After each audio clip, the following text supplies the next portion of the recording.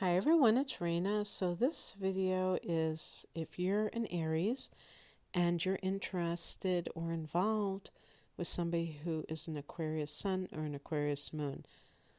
I'd like to keep it just to the sun, but I think that sometimes the moon and Aquarius in relationships can show up in a similar way.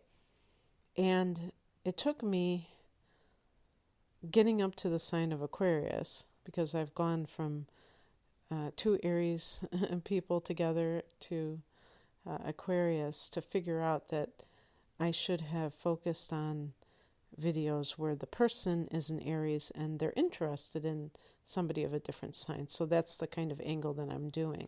Because I realized, as I go along with the different signs, I'm going to be repeating myself. So I have to do it from the perspective of one person being a sign, learning about the other person and how they get along.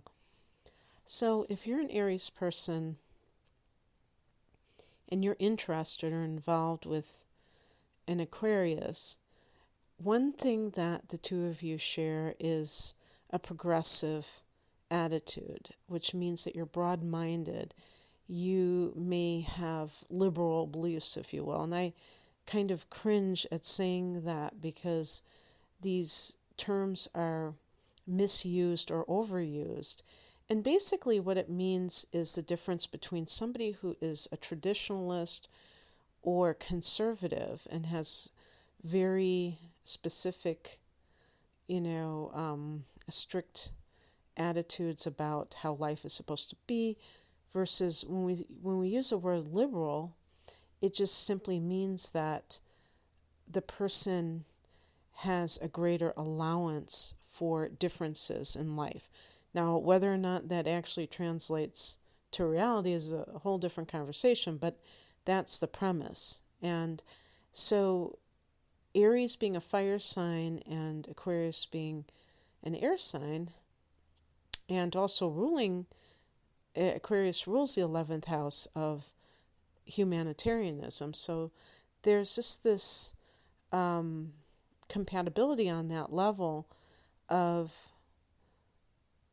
being, interested in human rights, social justice, if you will.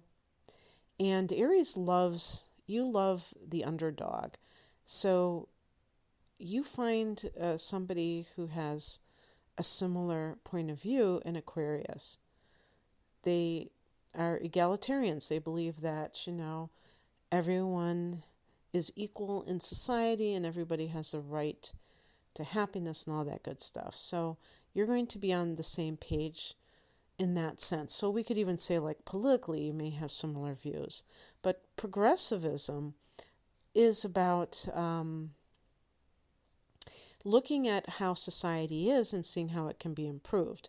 Not maintaining the status quo, not trying to go back to some earlier era, but always like looking ahead. And that's in general going to be true for air and fire signs as well. Is this the idea of kind of, not being so caught up in the past, but always looking to the future and seeing what can be done to make life even better.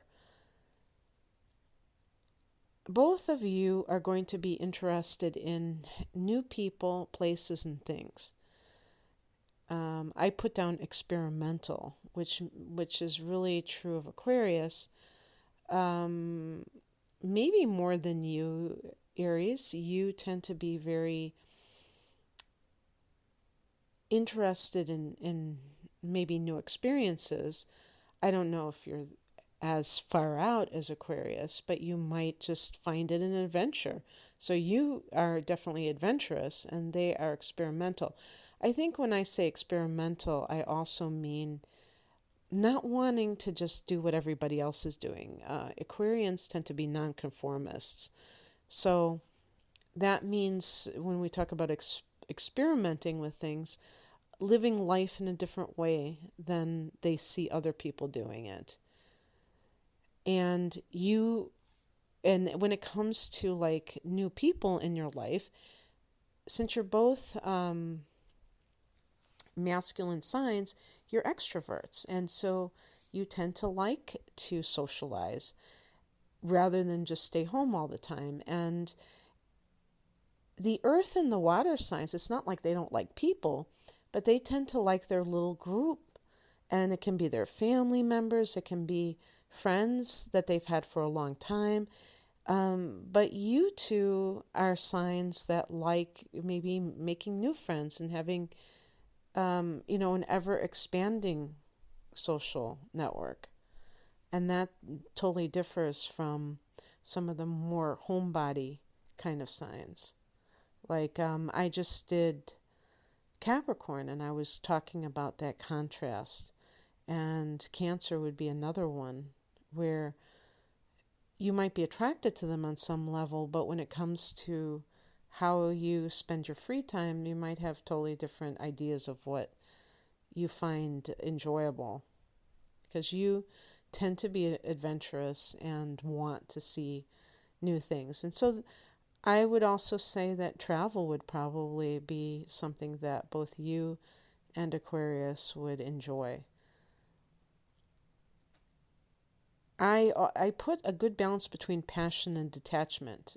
You, Aries, are very fiery. You're very passionate about things that matter to you. And Aquarius is very analytical, detached, intellectual. And the reason that that's a good balance is because sometimes you might, be over the top, and an Aquarius can kind of keep you on an even keel. And likewise, you might give Aquarius, inject them with a little bit of emotion now and then. So they're not so, even like the warmth that you might have, so they're not so standoffish and kind of like living in their heads all the time. Sometimes if an Aries person, if you're with somebody who's a fire sign or a water sign, that can rile you up more because they are emotional and they may just be like too much. It might be too much of a good thing, especially with the other fire signs like Sagittarius or Leo. And, because Aries can be emotionally volatile, that can certainly make you more tempered in your responses. Maybe the Aquarius person can rub off on you. In terms of intellectual compatibility, that's another area where the two of you will tend to have wonderful conversations.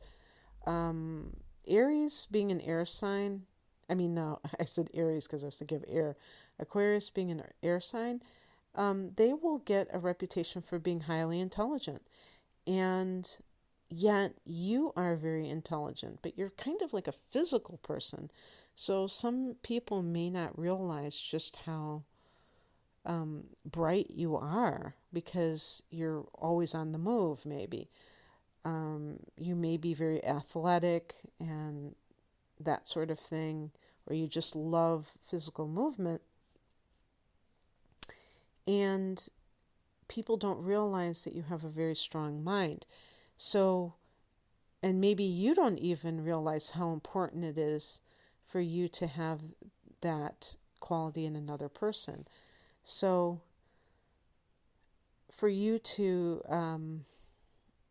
choose somebody, not just based on your physical attraction to them, but to understand, I shouldn't say choose them, but value them, not just because you're physically attracted or, you have a great physical,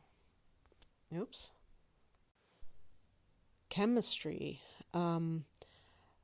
Sometimes Aries people overemphasize that area of life, the physical compatibility, and they don't take into account that having a good intellectual rapport with somebody is highly important because, you can only, I was going to say, you can only have sex so many times.